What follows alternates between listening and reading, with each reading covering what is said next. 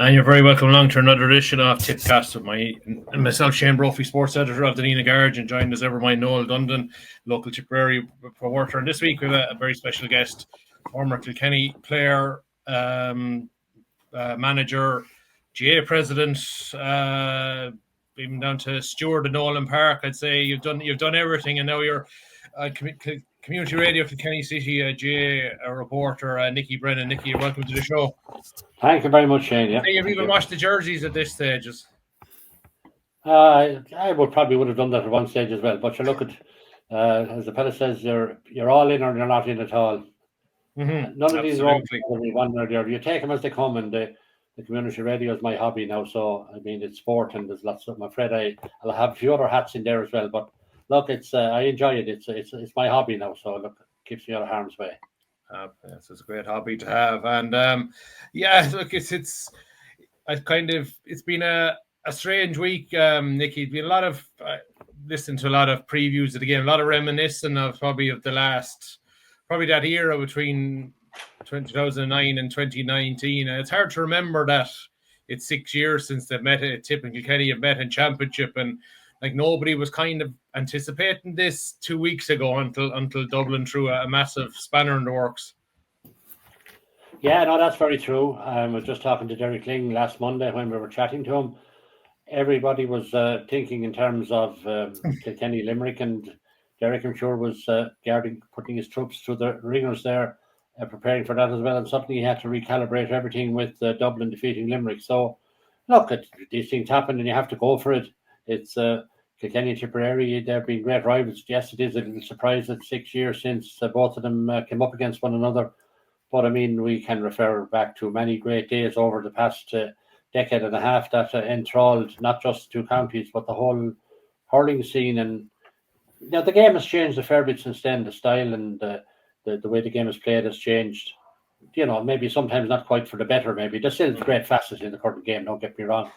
But we still yearn for the kind of the blood and thunder of the great Kilkenny Tipperary days of the past. And we won some and Tipp won some. And there weren't it was shared even enough over the decade and a half or more.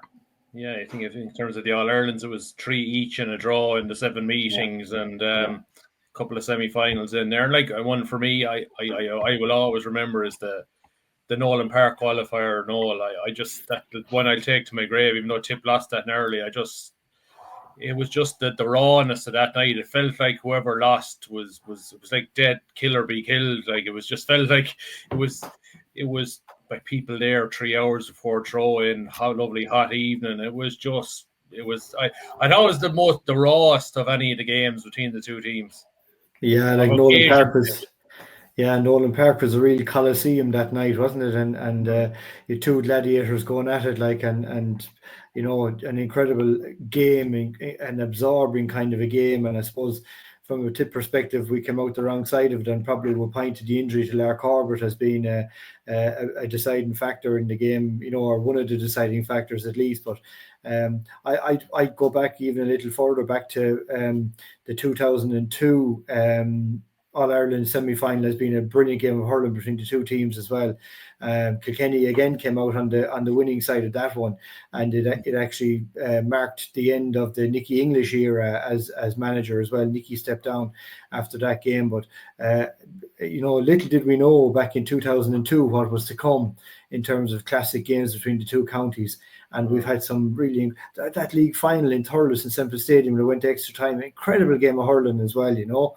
So there was the 10 goal. I think it was a bank holiday Monday final in Crow Park as well in 2003. Like it's just it was there were so many of them. There were in even some of the regular league games in even in Nolan Park through the years and Thurles. Like just there was Nicky, there was very few poor games between the two of them for a spell there. I think you're gone mute there, Nicky. Since the Brian Cody era, I suppose it's fair to say that that brought it to a whole new level, and other Tipperary, Liam Sheedy came on board and various other people then. That brought it to a whole new level. But the ironic thing about it is, for all the time that I spent playing with Kilkenny, and thankfully it was over a decade involved, you know, we hardly ever came across Tipperary. Tipperary were extremely weak.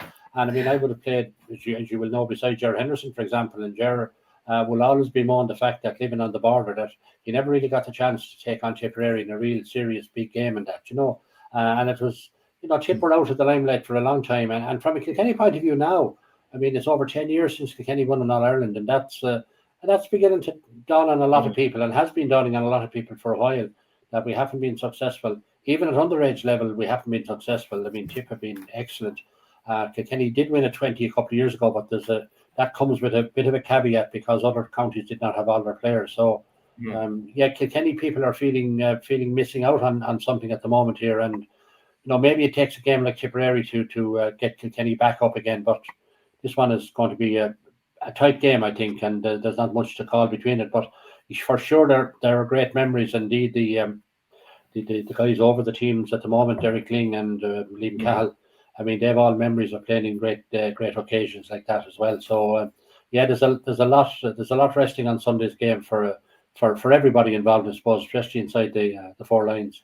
And I suppose, Noel, there's a vibe for me of from a Tipperary point of view of 2008. We were the coming team, and we got to a semi-final against Waterford, who had the experience, and Waterford just got over the line. It kind of reminds this one, like a lot of the pundits out there are swaying towards Kilkenny based on that experience element, and it's very understandable. The bookies are gone the same. I think it's only a 1 point handicap.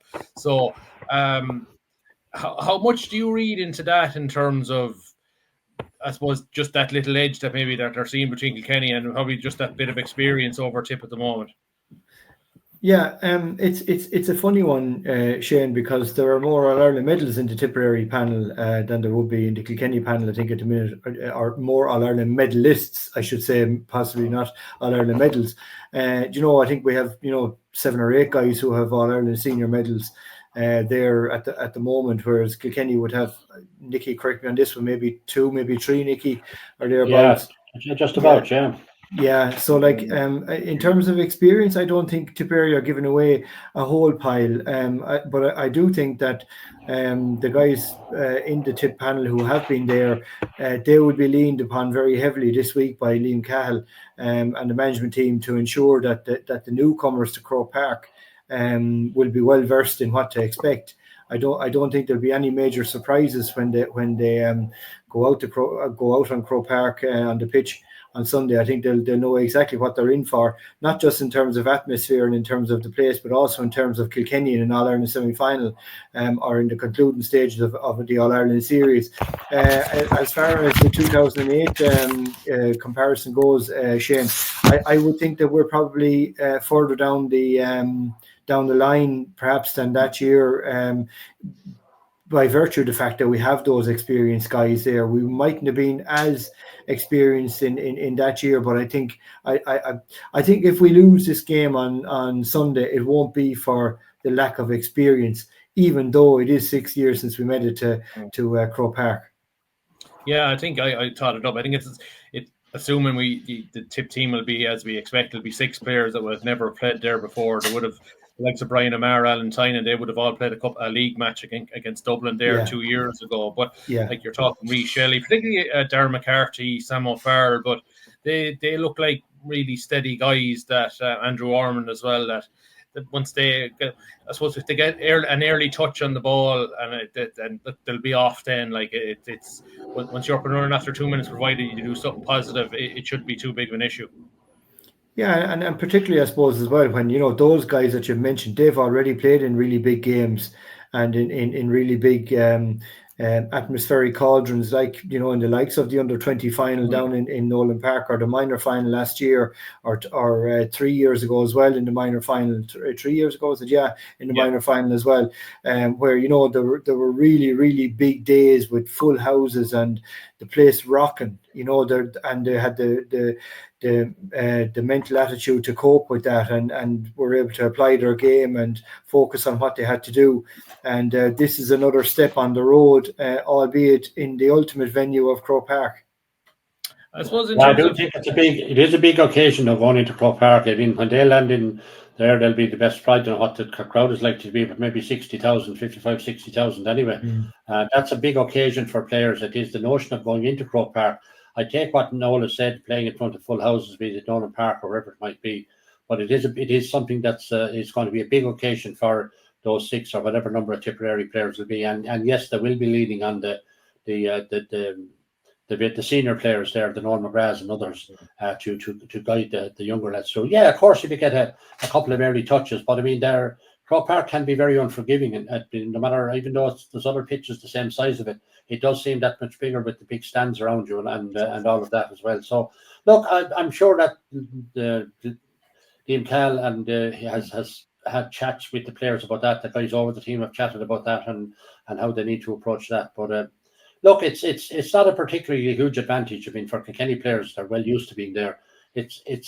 I'd put it down as a kind of a minor advantage, but it might mean little on the day, to be honest. Yeah, I suppose Tipperary, since Kilkenny last played, have had, I'd say, 2 tune-up games with Laois and Galway where they haven't had to go to the well. Like, they've been, particularly against Galway, I think they might have got out of 4th gear. But then I look at Kilkenny, they're well versed in having to deal with the 4-week gap as Leinster champions. And if you go through the last 3 years against Clare in those semi-finals, they've I suppose to be my thing from Tipp is that Kilkenny have been very, very good in the first halves of those matches. Like in 2022, they blew Clare out of the water, had it won by half time.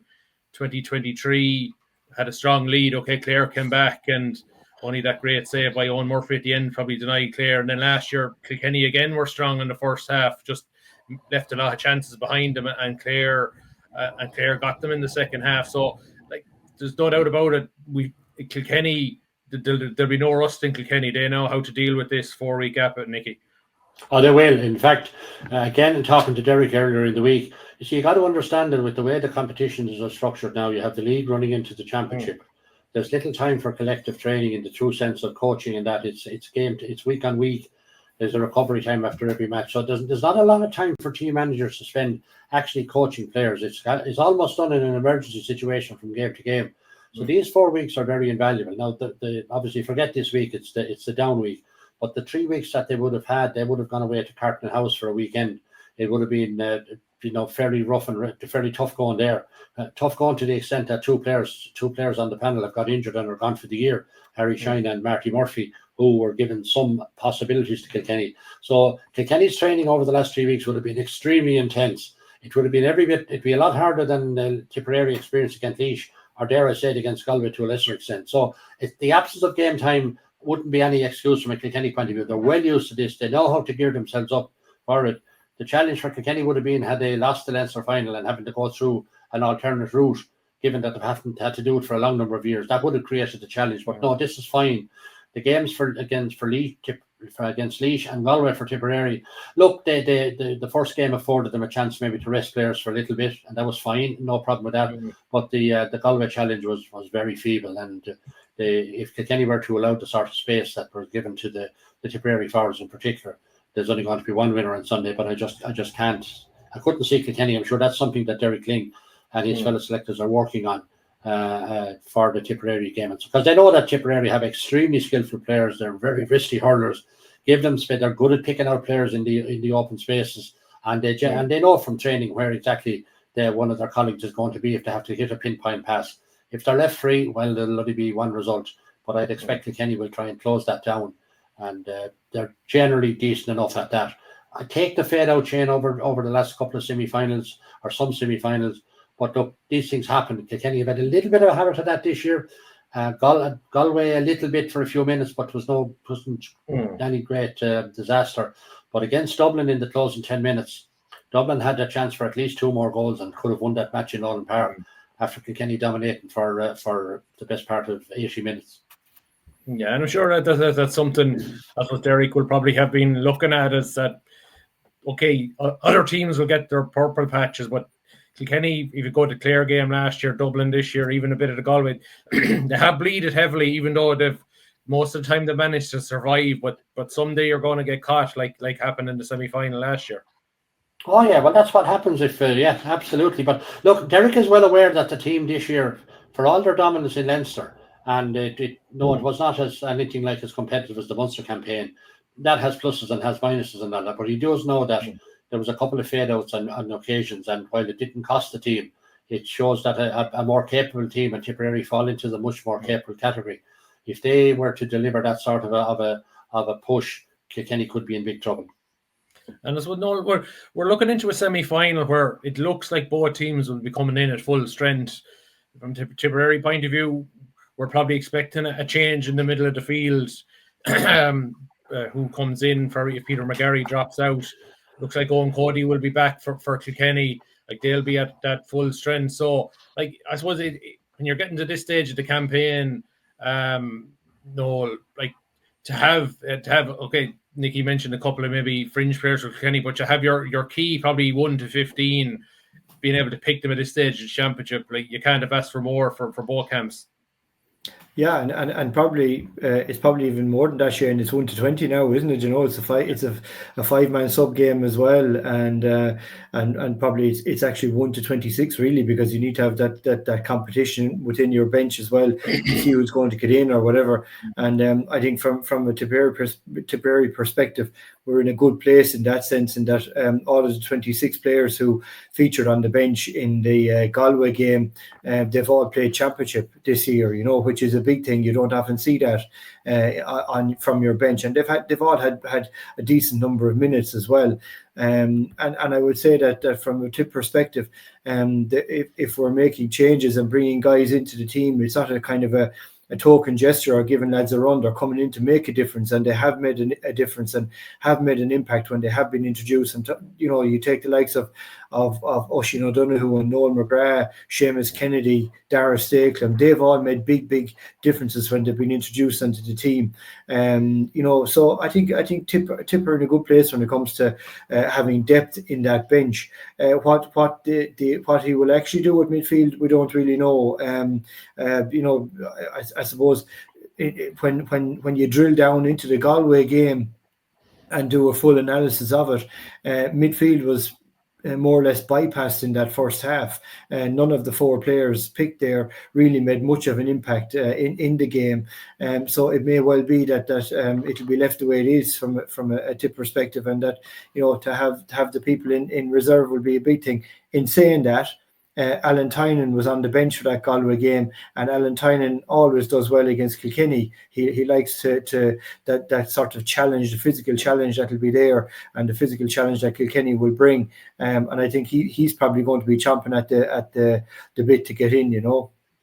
Yeah, and I suppose the last meeting, Nicky, was the league match in Nolan Park, and I suppose mostly remembered for the 4 red cards. But I suppose when we look back on the game for the 40 minutes, and I know Kilkenny were missing the likes of Mikey Butler and Hugh Lawler, and I think Richie Reid only came on when he started off the bench, and Cody didn't play. That I think there's more of a read of what Tip will probably do based on that, because that was more or less a similar Tip team that will lie out the weekend. And I've tried to pick little nuggets from that match of how Billy Ryan, who I think has become on a ton this year, way more consistent as a player.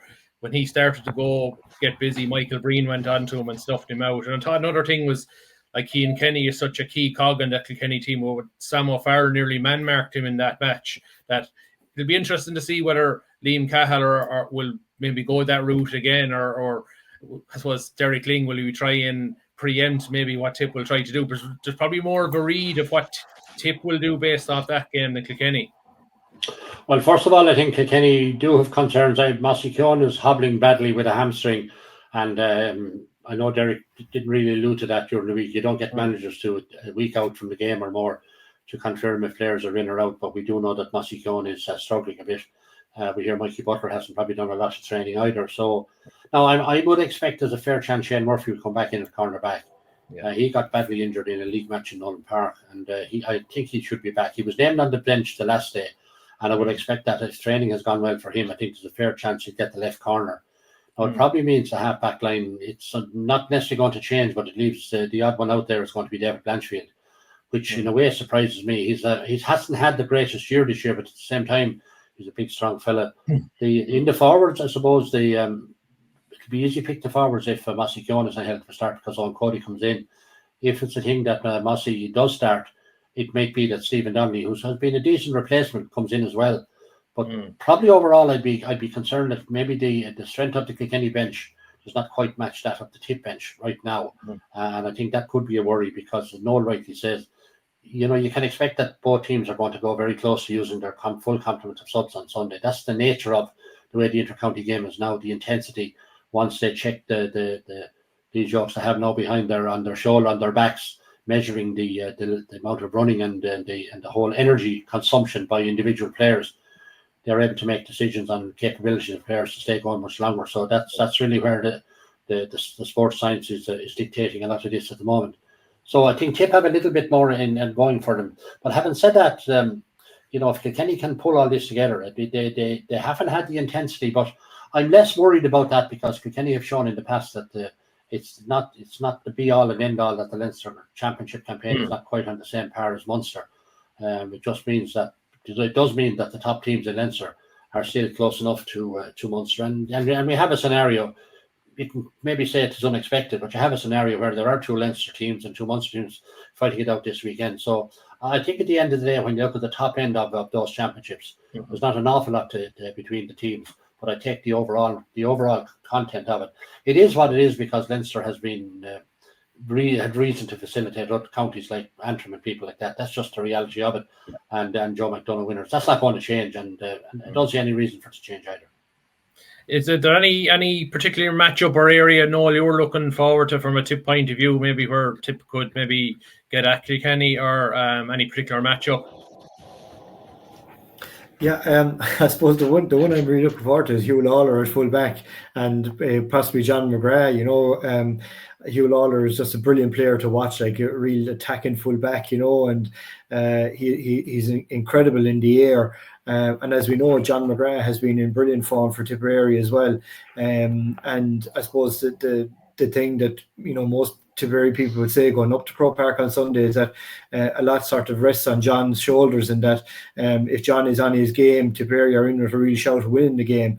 And if he's not, we will have more difficulty. I suppose one of the things from a Tipp perspective this year, what we've seen in a lot of the games is we've seen John being on the end of the move, and John is a brilliant finisher, whereas maybe before he mightn't have been on the end of the move and was involved in stuff and that, and had to kind of try to be more creative than actually finishing. But this year I think that has worked out really well.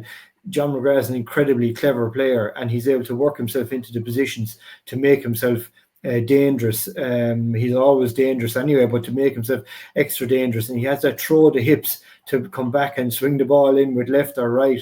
So I think Hugh Lawler is probably going to know that he's going to be in for a hell of a challenge on Sunday, and John certainly knows that he's going to be in for a challenge. So I think that's one of the standout duels for me. That's if they end up marking each other, because in the modern game you never know what's going to happen. Nicky, any particular matchup from a Kilkenny point of view you think that you can target, or maybe one that you need to shut down? Well, we've had a very consistent midfield pairing in Cian Kenny and Jordan Malloy.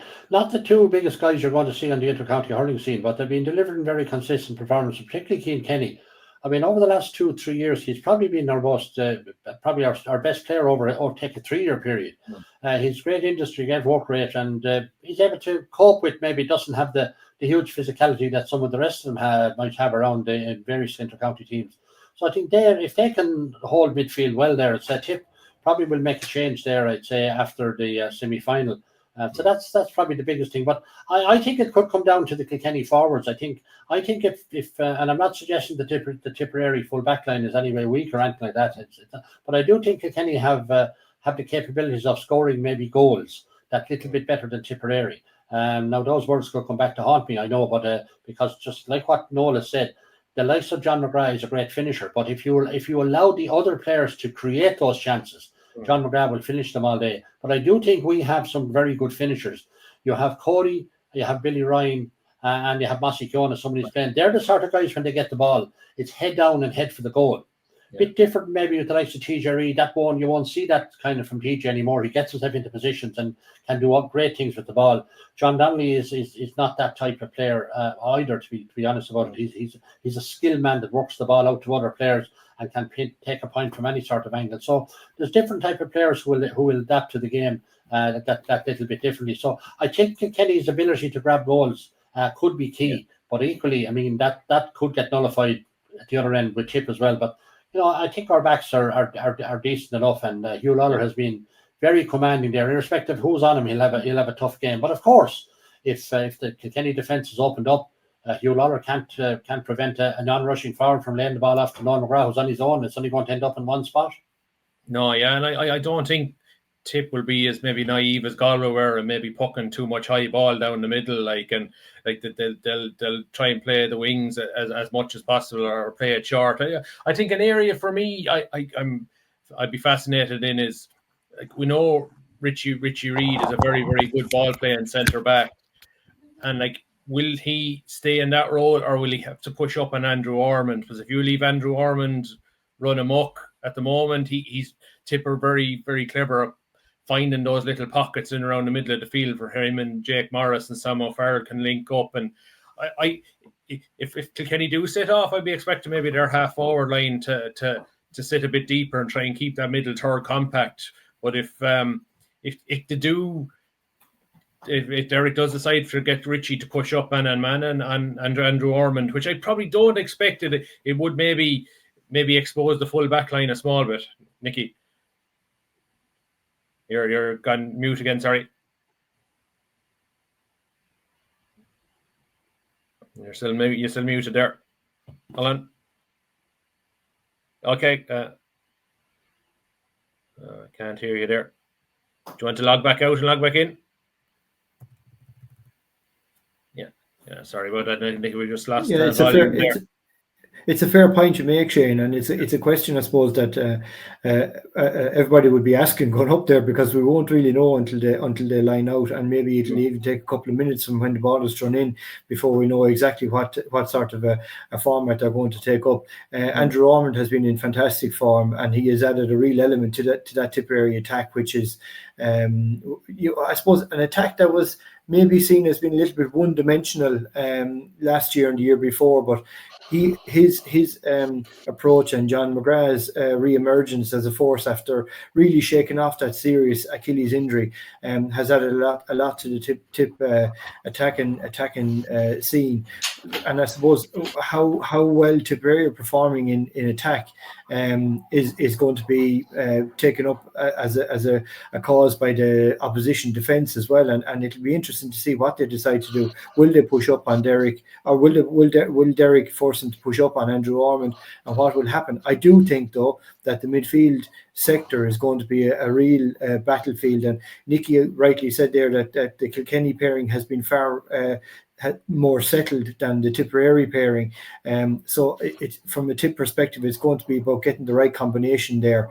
And midfield is just going to be so vital, and has been so vital in clashes between Tipp and Kilkenny down through the years as well, Yeah, I suppose, Nicky, just to bring that question I was asking about, will Kilkenny maybe give Richie Reid the same role he usually sits off as a centre back rather than pushing up? Will they decide maybe not, if with the threat Andrew Ormond has posed in the last 3 or 4 matches with Tipperary since he came into the team against Clare? Like, I suppose it'd be interesting to see what he decides to do. Well, I think that Kilkenny supporters would generally feel, I think Derek will see that if Andrew Ormond is given the sort of space that he has been creating recently, he will absolutely punish Kilkenny big time, because if Richie Reid says off of him 10, 12 metres, I mean, he won't need any invitation just to look up and pop it over the bar. So I think Kilkenny have been well warned with the style that Andrew Ormond is bringing to the game and the way he plays the game and popping the ball over the bar. And there's nothing better to get confidence into a player heading into Croke Park. I'm not sure if this is Andrew Ormond's first game in Croke Park, but it is. Well, then there's nothing to give a guy more confidence than popping over a few early balls over the bar. Then the notion of Croke Park, just the worries fades from your memory very quickly. So I think Richie Reid is going to have to play that type of game where he's going to have to close it down, or Derek is going to have contingency plans. If Reid is going to play in the pocket and be the link man between the goalie, that full back line, and the half back line, and Reid is seen as the distributor of the ball, the long ball into the players inside, well, then somebody has got to come back. It has to be a midfielder or a half forward that's got to work back and try and fill that middle pocket there. Otherwise, it's going to be leave a Tipperary forward of the calibre of Ormond free. there's only going to be one result. It'll be end the scores, or the ability for him then to run at Kilkenny and create overlaps for the sort of scores that Noel was talking about a moment ago relative to John McGrath. That's what, Nicky, I do wonder maybe while he hasn't been part of Kilkenny background teams since he's playing days, but David Herrity's role within the Tipp setup and maybe what his insight would be, like how valuable you think that could be within the Tipperary setup? Well, look, he knows the Kilkenny scene. He'll know the Kilkenny players, and from that perspective, I'm not sure it's overly valuable. I mean, he's in there as a goalkeeping coach, and Tipperary couldn't have a better guy to coach their goalkeepers, because in Tipperary's case, I suppose they have been a bit of a time to make up their mind who is the absolutely number one. They have changed their mind a little bit depending on the way the games have gone. So I couldn't personally call which is the better goalie, the chap will start on Sunday or the sub. You guys will know that scene much better. But both of them have a very capable tutor in David Herity. Look, I'm not sure. I asked Eric the question, and he doesn't has any time for it. He just sees it as just somebody else in the opposition camp, and they have just to get their own house in order. And it's as simple as that. So I don't think that David Herity will know any more about the Kilkenny players than the likes of Liam Cahill and Mikey Bevins have already known about them. I mean, these guys are very astute guys. When they're not in UPMC Nolan Park or FPD Semple Stadium, they're at home watching videos of matches and trying to look for little opportunities or little chinks of light that they might find from analysing games go forward. And that's what the match preparation is. There's as much done by the team management away from the pitches as it is now, as there is on the day of the matches as well. So, I'm not sure Herity's involvement with Tipperary is really that much of an advantage. Mm-hmm. That's what Noel just was. I think we did this show 2 weeks ago before the Galway match, and we didn't expect a surprise. We tried to say it's an easy team to pick, and Peter McGarry came out of nowhere and he got a start. We're assuming maybe that he'll drop back to the bench and that maybe a Dara or a Connor Stakeland or an Alan Tynan might come in. But then could Noel McGrath back on the Crow Park stage? Probably could that be an option? Probably a longer chance, maybe Oisín O'Donoghue, maybe usurping Darren McCarthy. But like you're thinking there's less of a chance of Liam Cahill throwing a surprise change into the team like you would do for a quarter final. Like this is higher stakes stuff.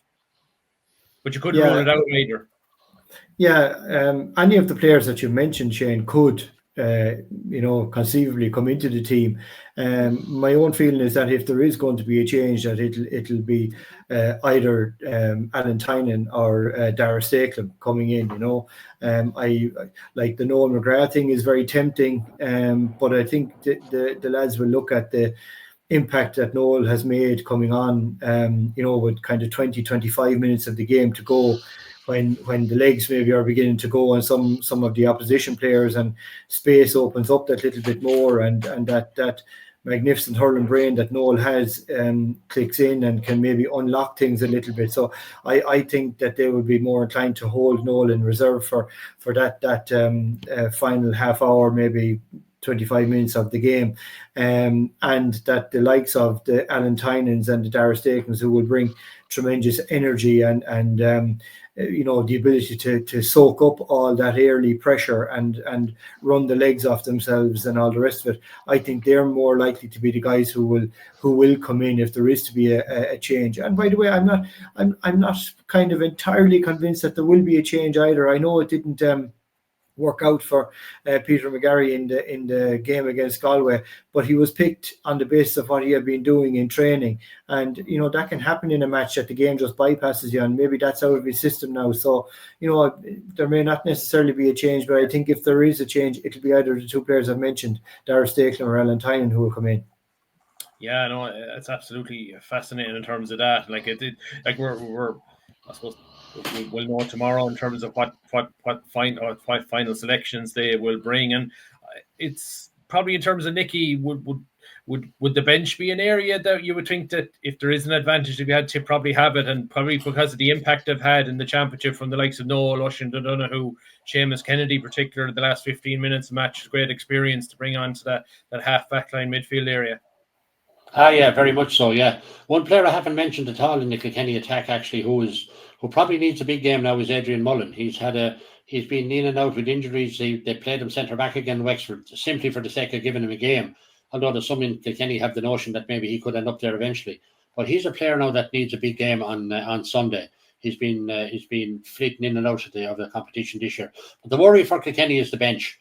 I mean, Harry Shine was making decent efforts, had got some game time in the championship, probably more game time than ever this year, had worked extraordinarily hard to try and step up from his good underage days. So he's gone now. Marty Murphy, who played against the Tipperary in the under-20 final.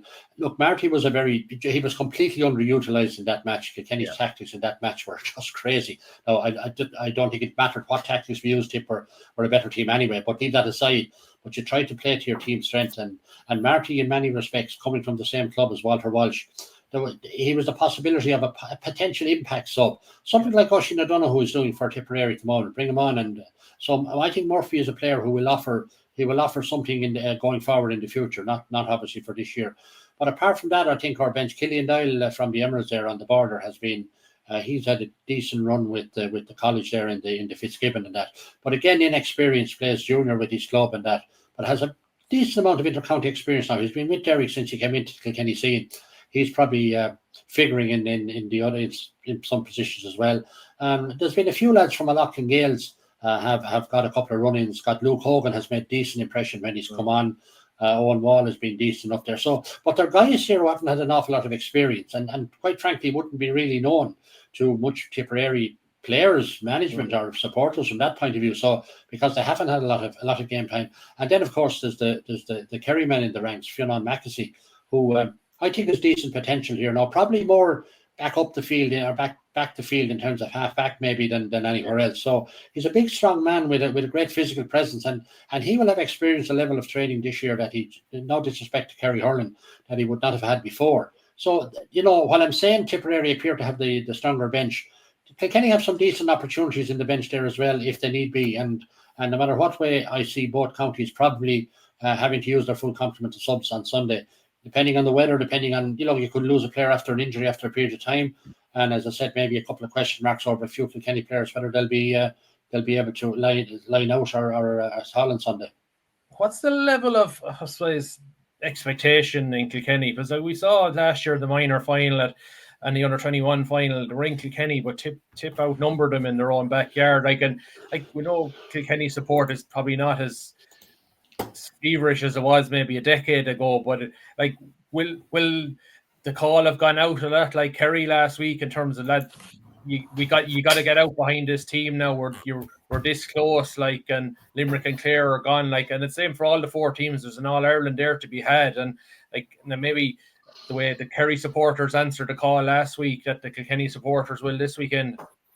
There'll be definitely more Kilkenny player supporters in Croke Park than has been the case. But I think the problem, though, Shane, is the bigger picture of the championship now being run off so quickly. Games coming in so many weeks, one after the other. Now I know Kilkenny supporters have had a break, but it's been tough going on supporters with all the travelling through the league, through the championship, the Leinster per Munster campaign, and then the knockout stages if it played to some counties. So I just think people are just sometimes a little tired of going to all these matches. There's a cost factor involved as well. These are factors. Now, you might say, well, it didn't affect the Munster games. Fair enough. I take that Munster has created an aura about the competition that is there. But rather ironically, this year, there was an awful lot of what I would consider mediocre games in the Munster Championship this year, if the truth be known. So, look, Kilkenny supporters have not just... There doesn't appear to be the same hype around the place. I'm not seeing it. Even in the whole national media scene, yes, it gets a bit of mileage the week of the game, but apart from that, other sports and the FRC rules and things like that, they've dominated the scene this year, and hurling has only got an occasional look in now. So, and I'm talking generally about that. I'm not referring to Kilkenny more than anybody else. I just wondered, is it just the style of where hurling has gone? And I think there's an element in Tipp too that all this running and running style and passing and stuff. I think Tipp and Kilkenny are kind of similar in that we love the traditional old game, win your 50-50 battle. And I do have the sense that maybe the modern game isn't to liking a lot of the traditionalists in Kilkenny, even though Kilkenny are still winning more matches than they're losing. Okay, they haven't won an All-Ireland, but they're at the business end every year more often than not. Well, I'm loath to criticise coaches coming in and changing the style of game and bringing new dimensions to it. There's no question about that. But I mean, there's nothing will compare with some of the great battles of Kilkenny Tipperary over the last decade and a half. And there's a lot of me hoping that maybe these guys might go back to the way it was on Sunday and just go man on man and just make the best team win at the end. But at the same time, hurling is a very skillful game. The level of skill of the modern inter-county hurler now is at a level that was just not there back even 5 or 6 years ago. It has grown steadily. I'm not sure how much more it can grow really, because it's amazing what players are capable of doing now.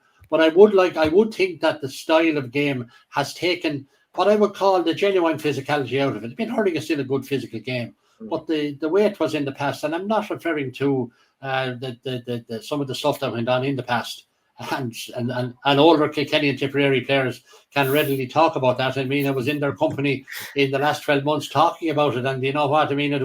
It's rather ironic that some of those players who faced up to one another in some of those on X-rated battles actually continue are now probably some of they're very so friendly with one another. It's great to see it, to be quite frank about it.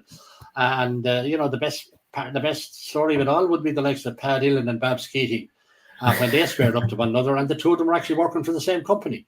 Yeah. I suppose, Noel, I suppose just to wrap it up, I think we're all, I suppose, confident that maybe our own county will win, and I feel, I suppose, head and heart stuff. I wouldn't be surprised if extra time is needed this weekend. I just think this game is very, very tight to call. I know you're optimistic enough that Tipp can get the job done, whether it takes 70 minutes or 90 minutes. Or all I hope for is whoever wins, it doesn't go to the dreaded penalty shootout. It's decided on the field.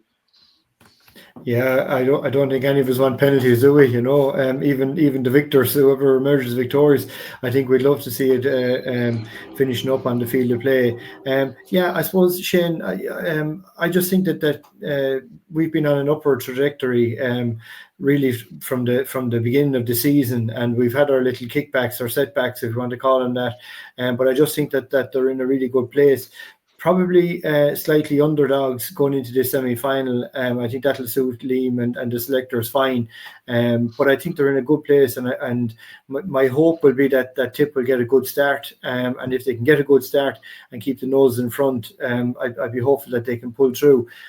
In saying all that, it is the Kilkenny factor. And that's the big thing that we all know. Best made plans go out the window when you meet Kilkenny, and I'm sure Kilkenny will be saying the same about Tipp, like that. You can plan for this and plan for that, but these games just take on a whole different plateau themselves when the ball is thrown in, and the rivalry is just incredible. And when Nicky was saying there about Pat Dillon and Babs Keating, there was a great story told about Sean McLaughlin, the great Sean McLaughlin, who was being honoured by his club Thurles Sarsfields a few years ago, and he's been inducted into the Hall of Fame, and he was invited up to say a few words. And the Farrantee, Liam O'Donoghue, said to him, Sean, he said, you're not really looking forward to this, to having to say a few words, are you?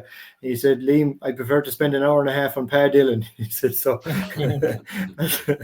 that's where the rivalry was at that time. It continues to be, and please God, it'll continue for many more years to come, because there's nothing like it when it comes to this stage of the championship, and you're facing up to Kilkenny. The excitement is huge around here, and we can't wait for Sunday. Yeah, and it's your thoughts, Nick. Your final analysis of this. Well, look at Kilkenny. When they won the last Leinster final, it was 6 in a row, and Kilkenny have no All-Ireland final to show for that, and they don't have for 10 years. So, as Noel alluded to the fact there earlier, and I think it's worth recalling again that more Tipperary players that line out on Sunday, than Kilkenny will have All-Ireland medals. And that's just the reality of it. Kilkenny players will be very hungry. They know that time is passing, time is moving on here now for a lot of these players. And if something doesn't happen very soon, it's going to be very difficult. I think the next crop coming on, I think there's going to be challenges for Kilkenny. Tipperary, on the basis of minor and under 20 success, would appear to be in a much better place. That's the way it looks today. That just mightn't be the way in a year or two's time, but that's for the future. But right now, from a Kilkenny point of view, they have gotten to the close to the promised land, but never quite got in through the door over the last number of years now. And Kilkenny players know that. I repeat myself now, that time is running out. So from that point of view, I think the players will realise that while there's still a huge hurdle to be overcome after Sunday's game, I mean, you won't get an opportunity to play in that big encounter if you don't win on Sunday. I just feel Kilkenny, if they have a full squad, if they're down a player or two, it could impact the way I would feel about it. But if Kilkenny go all out the way they're well capable of, I think they have that little bit of extra experience.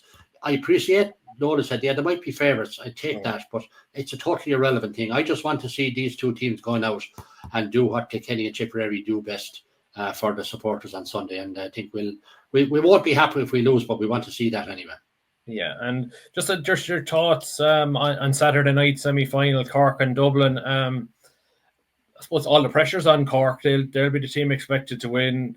People that got Dublin in bonus territory, can they repeat what they did against Limerick? And it'll be difficult because there was an element of, I could say, and you would have probably experienced yourself, Nicky, as a player. Sometimes you can get swept along with emotion in a game, and you're like on autopilot. And I thought that was Dublin did so much right, and everything fell into place and in that game, and they got over the line. It'll be hard to repeat that again, but if they do, I think this is a massive opportunity for Dublin. I still think Cork showed maybe in the 3-week gap coming up to Limerick how stale they were, having dealt with a bit of a break, and that's all new to them. So it should be like it appears it's going to be a sellout on Saturday in Croke Park, which should be a fantastic occasion itself.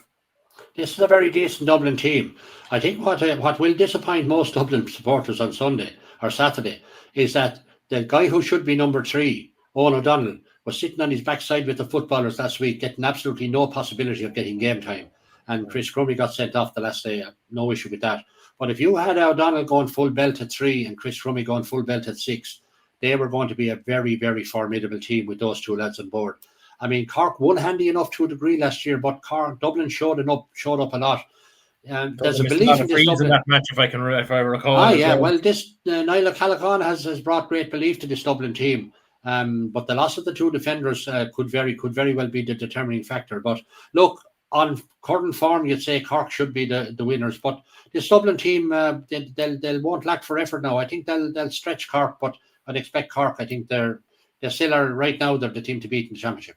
Yeah, Noel, Dublin should be able to match Cork's pace and physicality, but you just wonder if it came down just to the hurling, maybe that's where Cork have the extra edge. That's what you'd expect, Shane, I suppose. We thought the same with Limerick, though. To be frank about it, I didn't see Dublin having a prayer against Limerick, to be perfectly honest with you. I thought Limerick would just win the game and move on. And we were down in Páirc na Gael waiting for the throw-in for the Tipp Galway game.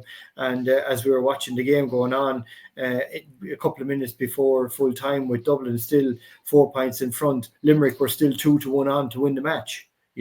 And people just didn't believe that Dublin could beat Limerick, and they did.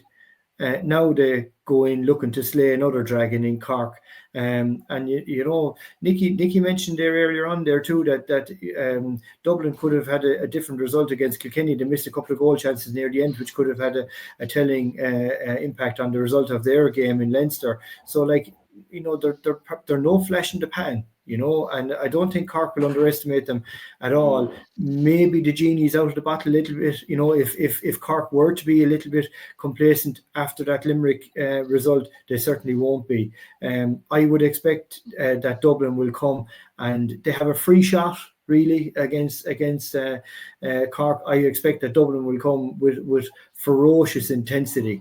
The question is going to be, can they keep it up for the full 70 minutes? And as you mentioned, can they match Cork in terms of actual hurling? The Cork boys will certainly relish playing in Croke Park, where they'll have loads of free space. We've seen what they have done to teams down in Páirc Uí Chaoimh, a similar kind of a setting. So, I'd expect Cork, but I just hope and I know and I think Dublin will come with a ferocious challenge against them. Mm-hmm. And just to turn our attention to back to Sunday and the curtain raiser in Croke Park, Tipp and Kilkenny in the All-Ireland Senior Camogie quarter-final. Nicky, I suppose it's a massive occasion for the players from both teams. You think, you see even All-Ireland Camogie finals and they're struggling to break 20,000. Like, some of these girls will never play probably in a bigger crowd. Like you probably think by the time it's over, there could be 30,000-40,000 people in the stadium, and hopefully a tight game going down the line. This is probably a game where probably Tipp are going in as favourites, which brings its own pressure too, because I suppose Kilkenny probably in a rebuilding phase. Some of the great team of the last decade have moved on, either retired or are still travelling at the moment. Yeah, Kilkenny are probably in year one of a 3 or 4 year program, Shane, to be honest about it. I've seen their games recently. We were covering all their games, and look, they're struggling a bit at the moment. And Tipp, I think Tipp will be very warm favourites. Tipp did beat Kilkenny in the rag there in the round robin series. Now, Kilkenny made a decent return in the second half and tightened it up a little bit. But Kilkenny, unfortunately, it's not been a great year for Kilkenny. I think there's a lot of new players, a lot of inexperienced players, and maybe the more experienced players on the team are just struggling to make an impact. We've just lost too many players who've moved on for a variety of reasons, given great service. And but this is a transition year for Kilkenny, and it could take a couple of years. They have good lads over them with Tommy Shefflin and James Maher, Pat O'Neill, and Eamon Kennedy. And but there's a long work ahead now to get these players up to the necessary senior level. But they're not too bad. I mean, there's good players there are still around. Good players coming on. Decent run in the under-23 this year, got beaten by Galway last week by a point. So there's decent talent coming on, but Kilkenny is very much in a rebuilding mode, and I wouldn't be expecting them to beat Tipperary on Sunday, unfortunately, from our point of view. I suppose the Tipp have responded well from losing to Cork in the first round. Like they haven't been tested by Wexford, Limerick, or Clare, but they've been free scoring. Like they've shown no mercy. And I suppose it's the one thing I think we mentioned last week is that maybe in the last few years when Tipp have lost semi-finals, and it's been probably because they haven't kept the scoreboard ticking over maybe in the closing stages. And look, if they can bring that free scoring nature, please God, into Croke Park, and look, they played Antrim there in the quarter-final last year, so that would hold no fear from too. So you'd be expecting, like, if the bit of momentum to have Tipp have behind them, they should be strong enough to get through this game and get back to that semi-final and hopefully break through that barrier that's stopped them the last few years. Yeah, you would hope so, Shane. Like they've won the league, they've won Munster over the last couple of seasons, and the natural progression would be to move on and get to an All-Ireland final. And as you mentioned, the Cork game there, and it was a bit of a drubbing and a bit of a reality check, I suppose, for a lot of the players. Things didn't go right for them in the early stages, and suddenly the game was over, and that's what can happen at the top level. But in some ways, maybe that's the kind of a result or an outcome that the management have used as the stick to beat this team. Not that you need to beat them either. They know, the girls know themselves that they didn't perform, that they had to, that the levels that they got to in that Cork game just weren't acceptable. They have responded very well, albeit against opposition that they would expect to put to the sword anyway. And they will probably expect to be winning on Sunday again against Kilkenny in Croke Park. But again, it's the Kilkenny factor, and they know, I think any team going out to play in an All-Ireland quarter-final or an All-Ireland semi-final or whatever, you have to be on your game. You just have to be on it because the margins are so small now in these games that if you're off any 1%, 0.5%, it can be the difference between winning and losing. So I would expect that Dennis Kelly will have his charges ready for this game. They'll go at it heavy. They'll probably want to try and get a gap opened up as quickly as they can, if they can do that at all. And you mentioned there the fact that in previous years, failure to keep the scoreboard moving has been an issue. And a number of different measures have been introduced to try and address that, including the likes of moving Karen Kennedy forward. And then you're robbing her from the defensive scenario. So, she has featured at midfield as well on and off this year. But, the defence has been kind of shored up a little bit. I think when Maria Davidson there at centre-back is doing a fine job too. And Karine Blair has gone back and half-back. And it has allowed, maybe for quality ball to be delivered into that forward line, which is a big key, particularly in Camogie. If you can get possession of the ball out in front, get possession of the ball, well, then you're in pole position. And I think that's what they'll be looking for from half-back and midfield, to be able to deliver that ball into the sharpshooters who will do the damage.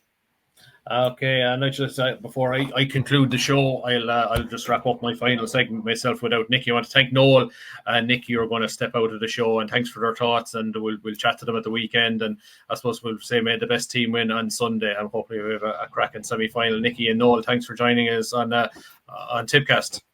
Thanks. No problem, Shane. Take care. Bye. Take care. And before we wrap up here on Tipcast, we will just touch on the Tipp ladies footballers. They play Meath in the All-Ireland quarter-final, 5:15 on Sunday in Navan. I suppose anybody who's not going to Croke Park and are still at home, you can switch over to that, and hopefully they will, I suppose, use maybe there will be a core, strong element of Tipp support in Navan for a game night. I think it's very, very winnable. Like Tipp lost early to Meath last year, but are definitely playing better football this year. Great to see Anna Rose Kennedy back to her best the last time out against Donegal. And if they can keep that tight and take their chances when they get them, again, even though against a very, very good Meath team, there's no reason why Tipp couldn't maybe exceed expectations further and get to a semi-final. And just to touch on last weekend in the club championship, I suppose it got underway in earnest in North Tipperary.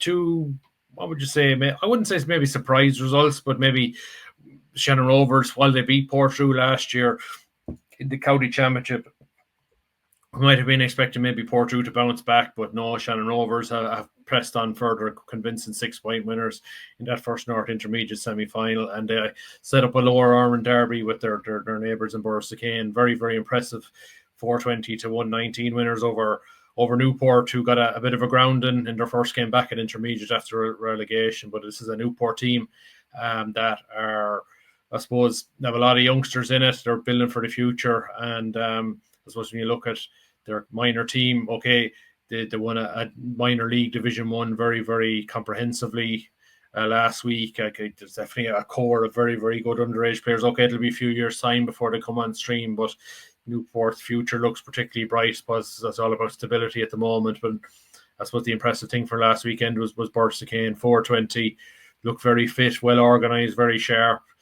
Niall O'Meara of Killerwan there in as coach, and the one thing, Niall, and I suppose that brings up Killerwan mentality, is team before me, and there's definitely a strong element to that, and everybody pulling together. And we all know that Borrisakane have an awful lot of talent there, and sometimes it just doesn't come together enough. And definitely in terms of glimpse in one game last weekend, they've shown well, and that'll be a very, very good final on Saturday week between Shannon Rovers and Borrisakane. I suppose the outcome of Sunday's senior hurling semi-final will determine, I suppose, whether that weekend will also see the start of the divisional senior and Premier Intermediate Championships in Tipperary, or whether they'll be pushed back another couple of weeks because of an All-Ireland. Please God, it'll be the latter. But if they are on next week, we'll be back to chat about them and to review the All-Ireland semi-final and the two quarterfinals for the Camogie team in ladies football. And fingers crossed we can get as many of those teams across the line into the next stage as possible. That is about it for this week's show. I might say my thanks to Noel Dunlan and to Nicky Brennan for joining us earlier on. And we'll be back next week to reflect on it all. Bye for now.